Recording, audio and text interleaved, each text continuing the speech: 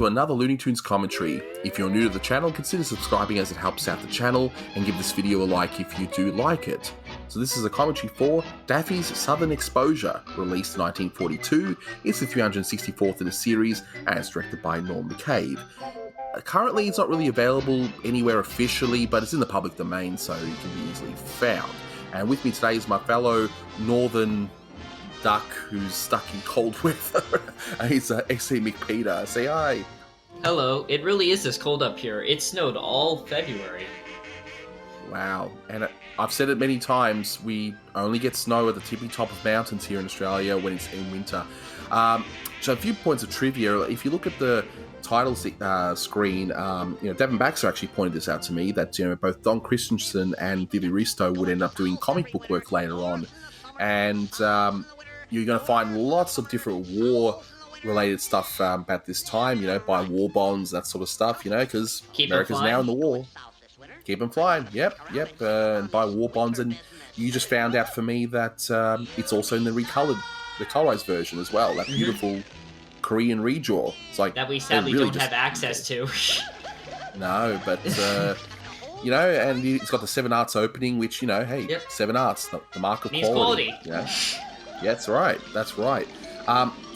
Now, I've been told that, in terms of animation, this is like a John Carey tour de force. He just does so many scenes in this one, especially later on. Yeah, I tried looking at all the scenes to go see what isn't John Carey, and it was very hard to tell what was Izzy Alice, Vivi Risto. Cal Dawn's obviously the easiest spot because he never followed the layouts.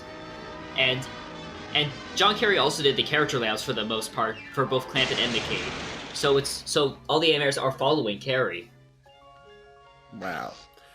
I'm just having a look here at this particular the backgrounds and everything. Now, one interesting point is this sound effect with the whole wind and all that stuff. And apparently, because Pinto Colving actually is back around this time, because he did, Conrad, your favorite character, SC.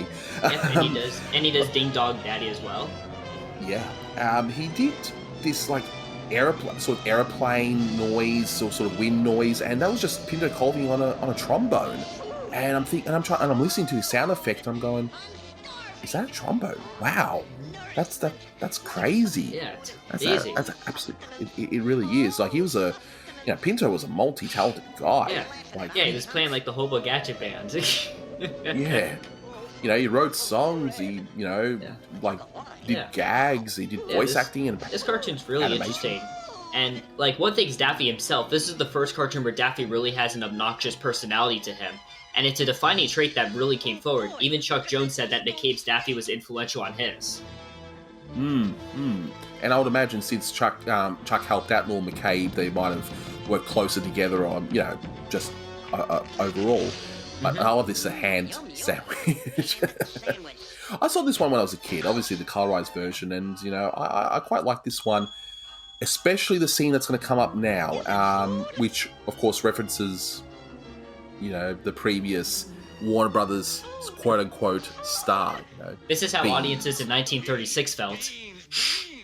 Oh wow! I like it, instead of Campbell beans, it's Shamble beans. I love that. Just ridiculous.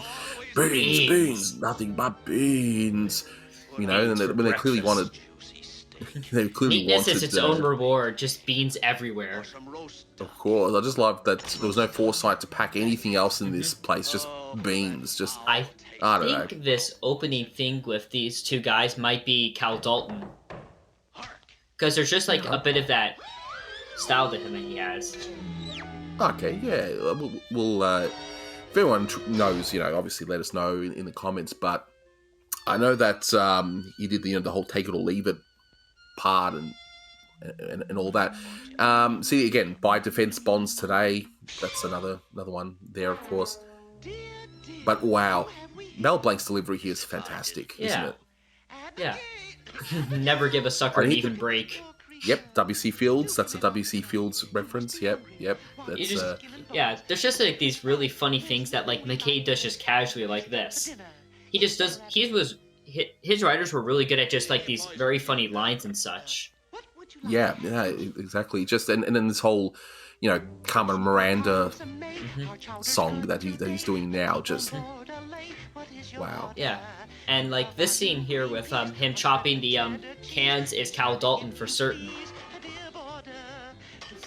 I mean, just look at that. Why would you cut the cans? Why would you cut the cans like that? Yeah, though? like, there's nothing cooked about them. I also find that funny. So I don't actually eat canned beans, but I assume that you might have to, like, cook them or something. I have canned beans, much to the annoyance of my wife, and and you got to put in the microwave, but you got to take out the can, of course. Yeah. You know. Yeah. My son loves beans as well. I think this is John Kerry there. I'm pretty sure that's. There you go. Beautiful. Yeah, beautiful. The facial expressions. Yeah, just that it's very loose. It's amazing how Norm McCabe just within a span. This is like only his third director short, and he's already sort of. Yeah, and it's his first Daffy, and he nails the character down, even creating a defining trait of him. Yeah, it's really good. It's really, really good. Not the greatest short ever made or anything, but it's just so entertaining. And any wonder as a kid, I always would watch this one constantly because you had other shorts that were public domain, but they were just awful. But this one, even in its colorized state, just was really really entertaining. But we're going to see very shortly a reference to the I believe the good neighbor policy, where you see Daffy going all the way down south, and because even Disney would do this thing with Three Caballeros and all that stuff. But so just some final thoughts as he goes way down south. I hope we see this one on HBO Max. I mean, for public domain, and despite the war references, it's really good. It deserves a restoration for certain. And this dance sequence we're about to come to is animated by Cal Dalton. And Cal Dalton, they really assigned him to do like these really human little bits. And I'm not sure why that is. They really thought he was good at acting. They gave him these big acting scenes in a lot of cartoons. Yeah, and of course we got the Carmen Random reference right there. So, as that was another one off the list, a childhood favorite and a fantastic short in my opinion. So, as always, thanks everyone for listening, and until next time, take care. That's all, folks.